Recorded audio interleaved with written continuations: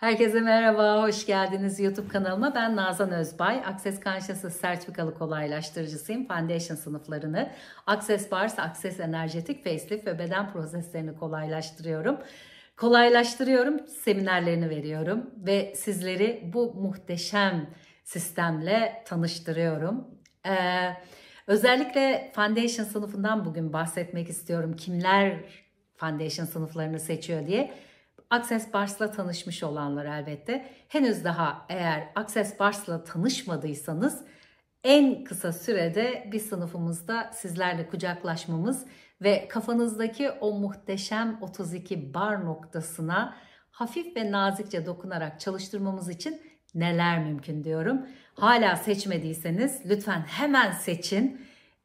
O sınıfta olduğunuzda, o seminerde olduğunuzda ne demek istediğimi çok daha net olarak fark edeceksiniz aslında. Çünkü bunu zihnimizle ne kadar anlamaya çalışırsak çalışalım, zihin bize her zaman gerekçeler, bahaneler, neden yapıp neden yapamayacağımıza dair bir şeyler üretmeye devam edecek, düşünceler üretmeye devam edecek. Belki bize seçtirmek için bayağı bir zaman kaybettirecek. Dolayısıyla hiç oraya girmeden hakikaten soru soruyorum hepiniz için henüz seçmemişlerin seçebilmesini kolaylaştırmak adına Access Bar sınıfında buluşabilmemiz ve sizlerin de barlarını çalıştırabilmemiz için neler mümkün. Bugün ama Access Foundation'dan bahsedeceğiz. Dediğim gibi bar sınıfıyla tanışmış olmanız çok önemli. Tanışanlar biliyor, bir anda hayatınıza araçlar girmeye başlıyor. Ve bizim çok sevdiğimiz bir cümle var. Özellikle benim. Bize bildiğimizi bilmemiz için güçlendiren araçlar veren bir sistemdir Access Consciousness.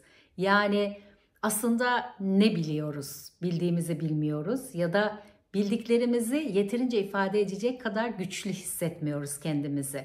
Peki niye oluyor bütün bunlar? İşte bunların ötesine nasıl geçebileceğimizle ilgili inanılmaz kolaylaştırıcı araçlar veriyoruz. Biz yıllardır bu sınıfları seçmiş canlarla bu sınıfları, Foundation sınıfını yapmaya devam ediyoruz. Dediğim gibi herkes seçebilir. Bu enerjileri ve ötesine geçmeyi seçenlerle ilgili. Yani bildiğini bilip güçlenmeyi seçenlerle ilgili.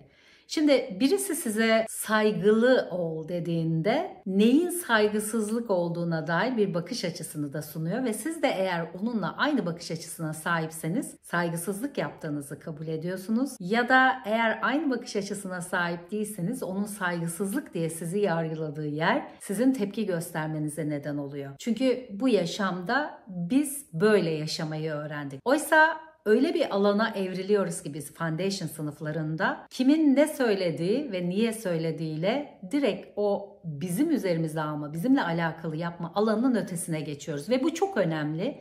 Çünkü bakın günlük yaşamın içerisinde ne kadar çok diğerleri tarafından yargılanacaksınız diye kendinizi küçültüyorsunuz, normalleştiriyorsunuz ya da susuyorsunuz, saygısızlık etmeyeyim demek gibi kendinizi geriye çekiyorsunuz ve bazen de aslında yokmuş gibi yapıyorsunuz. Ne kadar sıklıkla diğerleri yargılamasın diye.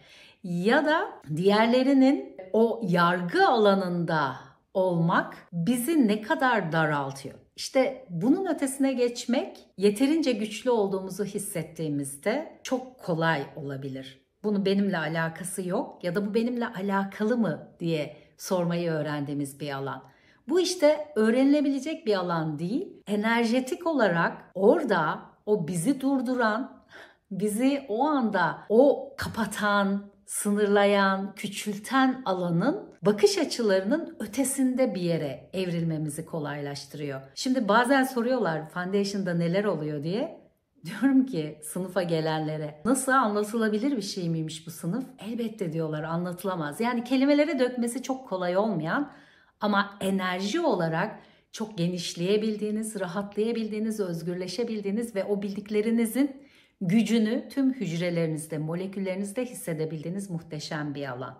En çok da biliyorsunuz biz bu yaşamda diğerleriyle ilişkilerimizde sınıfta kalabiliyoruz. Ve içinde yaşadığımız bu muhteşem gezegenle ilişkimizde sınıfta kalabiliyoruz. Kendimizle ilişkimize gelmiyorum bile. Ve bunların üçü de aslında hepimizin yaşamında o kadar önemli ki. Kimse bize elimize bir yaşam kılavuzu vermedi, bu yaşamı nasıl en iyi koşullarda yaşarız diye. İşte bu sınıf biraz aslında bize bu yaşam kılavuzunu verircesine muhteşem bir kitapçığıyla hem diğerleriyle olan ilişkimizde nasıl ve nerede ve neyi seçtiğimizle ilgili olabilmemizi sağlıyor. Yani bizimle alakalı olmayan bir durumun dışında kalmak ve kendi seçimlerimizin seçiminde olabilme alanına bizi getiriyor. Ve bu tabii ki bütün ilişkilerimizdeki o aradığımız öğeler, yakınlıklar, samimiyetler hangi öğelerden oluşuyor, bunların farkındalığına geldiğimizde bir anda aslında o an yaşama gelirken ki yaşadığımız, farkında olduğumuz olmadığımız, bildiğimiz bilmediğimiz, enerjetik olarak ama bizim peşimize takılmış ve bizi hiç bırakmayan bütün o enerjiler bir anda bizimle bağını koparmaya başlıyor ve biz fark ediyoruz. Aslında kendimiz olarak tanımladığımız biz, onların çok ötesinde bir yerde bir varlığa açılıyoruz. İçinde yaşadığımız evren genelde bu realitede mücadele edilmesi gereken ve bize sanki o bize karşı, biz ona karşıymışız gibi algılatılan, ki programlamalarımız böyle bir evren. Oysa bir anda fark ediyoruz ki aslında sırtımızı kollayan, bizimle işbirliği yapan ve sadece aslında bizim seçimlerimizi destekleyen bir evren ve enerji alanı etrafımızda bizim için çalışıyor. Bu çok değerli, bu gerçekten çok değerli. Bunu yaşayan herkes o sınıflarda bütün molekülleriyle, farkındalığıyla yaşadığında bir daha aynı enerji olmuyor elbette. Hiçbir şeyle ve hiç kimseyle. Ama en biricik olan ve değerli olan da kendimizle olan ilişkimiz. Kendimize daha önce hiç bakmadığımız gibi bakmaya ve kendimizin en derinlerindeki o bütün olduğumuz halle alıp kabul etmeye başlıyoruz gerçekten. Bu çok değerli. Çünkü fark edin ki diğerleri tarafından yargılanmaktan kaçınırken kendimiz olmaya izin vermediğimiz, küçülttüğümüz, hani yokmuş gibi yaptığımız yerlerde aslında bir anda fark ediyoruz ki o yargıç ya da yargılanma korkusu bizim içimizde beslediğimiz bir şey. Yani kendimizle olan ilişkimizde, kendimiz hakkındaki tanımlarımız, sonuçlandırmalarımız, kendimizin kim olduğuyla ilgili aslında kendi taşıdığımız bakış açılarıyla çok bağlantılı. Ve bunlardan özgürleşebildiğimizde, ki dediğim gibi bunlardan özgürleşebilmenin yolları ve araçlarını paylaşıyoruz. Çok güçlü araçlar var. Dolayısıyla nereye evriliyoruz hep beraber? Bildiğimizi bilmemiz için güçlendiğimiz bir alana. Bazen hani diyorlar ya, olgunlaşınca insan daha iyi anladı hayatı. Olgunlaşınca mı ya da yeterince güçlü hissedince mi? İşte yaşla ilgili değil bu. Yeterince güçlü olduğunuzu alıp kabul edebildiğinizde, ki bu sınıflarda bu çok kolaylaşıyor. İşte o zaman ne oluyoruz biliyor musunuz? Neşe oluyoruz. Neşeye açılmak hiç bu kadar kolay olmamış da oluyoruz ve haykırabiliyoruz. Hayatın tümü bana kolaylık, neşe ve ihtişamla gelir. İşte o mücadele alanından kolaylığa evrilebiliyoruz. Ya da hep o birileriyle konuşurken sorunlardan, ızdıraplardan, acı duygusundan neşeye geçiş yapabiliyoruz. Ve biz diğerleri acı çekiyor bakış açısındayken neşeli olamamaya izin vermek yerine bunun artık herkesin bir seçimi olduğu farkındalığıyla kendi neşemize de dolayısıyla sahip çıkıyoruz beraberinde. Çok yaşamınızı kolaylaştıracak böyle sihir niteliğinde araçlarımız var. Hiçbir yerde bulamayacağınız enerji çekişleri ya da sayılarla yarattığımız o sihir olma olayı, alanı yaşamınızı tamamen bambaşka bir yere evriltiyor dediğim gibi. Şimdi böyle söylediğimde sanki bir vaat gibi algılamayın lütfen. Kelimelere dökebilecek çok fazla bu enerjiyi anlatabilecek kelimeler yok diyebilirim en temelinde. Çünkü öyle bir alan ki burası böyle hızla olabiliyor. Yani karşınızda Çin Seddi'ni bilin, dünyanın en uzun ve en, değil mi, yoğun setlerinden biri. O Çin Seddi'nin yıkıldığı gibi belki hayatınız boyunca siz olmanıza izin vermeyen ya da diğerleriyle olan ilişkilerinizde gerçekten içinizde o sizin bildiğiniz ama diğerlerinin size öğrettiklerinin ötesinde olan, sizi açığa çıkaracak o enerjilere izin veremediğiniz için oluşturduğunuz o setler, ki çoğunlukla biz bu savunma duvarlarını, setleri kendimizi korumak, diğerlerinden kaçınmak için yapıyoruz. Oysa böyle bir savunmaya ihtiyacımızın olmadığı bir alana evrilmek, o işte gücümüzü alıp kabul etmemizle çok daha kolaylaşıyor. Ve bunu o kadar enteresan ki anlaşılmıyor. Yani o kadar hızlı oluyor, o kadar böyle anlatılacak ve üzerinde çalışılacak bir alan değil. Bazen böyle bilmediğimiz, bilinmeyen, bıdı bıdı bıdı bıdı bıdı yaptığımız, hani o cabbar var ya, cabbarın hani meditasyonlarında kullanırız, cıbırca, cabbarca dediğimiz şey. Hiçbir dilde dil konuşmadan ama duygularımızı ifade edebildiğimiz bir alan gibi bir anda bir şeyler oluyor, açığa çıkıyor.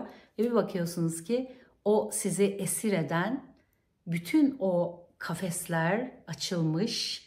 Siz o kutunun içerisinden çıkmışsınız. Halının altına süpürdüğünüz, yok saydığınız, sıkıştırdığınız, diğerleri fark etmesin, bilmesinler diye kaçındığınız her şey, alan tamamen aydınlanmış ve boşalmış. Ve daha önce hiç olmadığınız bir özgürlük hissiyle yürüyorsunuz ve en çok da sahip olduğunuz beden.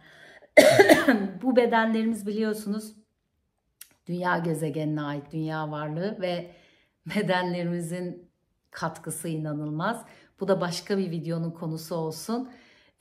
Bedenlere de dokunuyoruz foundation sınıflarında ve o alan, hani o birisini yargısızca dokunmak, birisinin yargısızca dokunulmasını alıp kabul etmesinin alanı kelimelerle açıklanamayacak bir huzur ve bir bütünlük, bir birlik hissini beraberinde yaratıyor elbette. Böyle bir alan ve bu sınıfları kolaylaştırdığım için çok şükran doluyum. Bu sınıfları kolaylaştırma haline getiren sistemin kurucusu ve ortak yaratıcısı için şükran doluyum. Nasıl bu kadar şanslı olduk biliyorsunuz. Yine bizim muhteşem sorularımızdan biri. Bundan daha iyi nasıl olur, başka neler mümkün ve benim geleceğimi yaratabilmem ve muhteşem ve mucizevi bir gelecek için neler gerekiyor, nelere ekleyebilirim, kimden ve nasıl katkı alabilirim sorularını sorduğunuzda büyük bir olasılıkla bu sınıfta olacaksınız. Çünkü bu sınıfta olmak bir seçim. Her an seçim yapıyoruz. Bazen seçiyormuş gibi yapıp o seçimsizlik evrenine kendimizi kilitliyoruz. Ama seçimsizlik evreninden değil, gerçekten kendimizi seçerek, gerçekten olduğumuz o muhteşemliği seçerek de yaşamak mümkün. Bunun için neler mümkün? Foundation sınıflarında buluşmak dileğiyle.